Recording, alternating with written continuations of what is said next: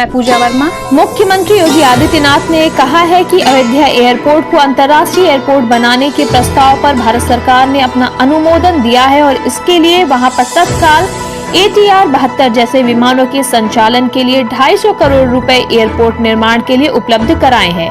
इसके साथ एयरपोर्ट के विस्तार की कार्यवाही चलती रहेगी, जिसमें एयरबस और अन्य बड़े यात्री विमानों का आवागमन बेहतर तरीके से हो सके। इसके लिए प्रदेश सरकार भारत सरकार से संवाद बनाकर आगे बढ़ाने के लिए प्रतिबद्ध है। CM योगी ने कहा कि अयोध्या श्री राम जन्मभूमि के रूप में विख्यात है। अयोध्या में भगवान श्री राम के भव्य मंदिर के निर्माण की कार्यवाही युद्ध स्तर पर चल रही है। अयोध्या भारत की सनातन आस्था का केंद्र बिंदु होने के नाते लाखों की संख्या में श्रद्धालु अलग अलग पर्व और त्योहारों में दर्शनार्थ आते हैं। अयोध्या में श्रद्धा और पर्यटन का एक समन्वित रूप देखने को मिलता है। केंद्र और राज्य सरकार अयोध्या के समग्र विकास को लेकर कार्य कर रही है। अयोध्या में अंतर्राष्ट्रीय पर्यटन को विकसित करने के लिए ढेर सारी योजनाओं को आगे बढ़ाया जा रहा है। उन्होंने कहा कि हम सब जानते हैं कि दुनिया के तमाम देशों में भारतीय मूल के नागरिक और अप्रवासी भारतीय बड़ी संख्या में रहते हैं। उनकी इच्छा होती है कि वो अयोध्या आ सकें। इसलिए यूपी सरकार ने अयोध्या के एयर स्ट्रिप को अंतर्राष्ट्रीय एयरपोर्ट के रूप में डेवलप करने का एक प्रस्ताव भारत सरकार के पास भेजा था। एयरपोर्ट के निर्माण के लिए करीब 1000 करोड़ की धनराशि प्रदेश सरकार ने भूमि क्रय करने के लिए जिला प्रशासन को दी है और अधिग्रहण की कार्रवाई तेजी से चल रही है। अब तक 377 एकड़ से अधिक भूमि क्रय की जा चुकी है और युद्ध स्तर पर इसे आगे बढ़ाया जा रहा है। CM योगी ने कहा कि अयोध्या के मर्यादा पुरुषोत्तम भगवान श्री राम के नाम पर रखे जाने वाले इस एयरपोर्ट के ATR 72 के सेवा को संचालन करने और उसके लिए 250 करोड़ की राशि स्वीकृत करने के लिए प्रधानमंत्री नरेंद्र मोदी के प्रति आभार व्यक्त करता हूं और केंद्रीय नगर विमान मंत्री हरदीप सिंह पुरी को धन्यवाद देता हूं कि उन्होंने राज्य सरकार के इस प्रस्ताव को प्राथमिकता के आधार पर आगे बढ़ाने का कार्य किया है। निश्चित ही अयोध्या के टूरिज्म को और अयोध्या आने वाले श्रद्धालुओं के आवागमन को सहज और सरल बनाएगा। अयोध्या श्री राम जन्मभूमि के रूप में विख्यात है। अयोध्या में भगवान श्री राम के भव्य मंदिर निर्माण की कार्रवाई युद्ध स्तर पर चल रही है। अयोध्या भारत की सनातन आस्था का केंद्र बिंदु होने के नाते लाखों की संख्या में श्रद्धालु जन अलग अलग पर्व और त्योहारों के समय में अयोध्या में दर्शनार्थ आता है। अयोध्या में श्रद्धा और पर्यटन दोनों का एक समन्वित रूप देखने को मिलता है।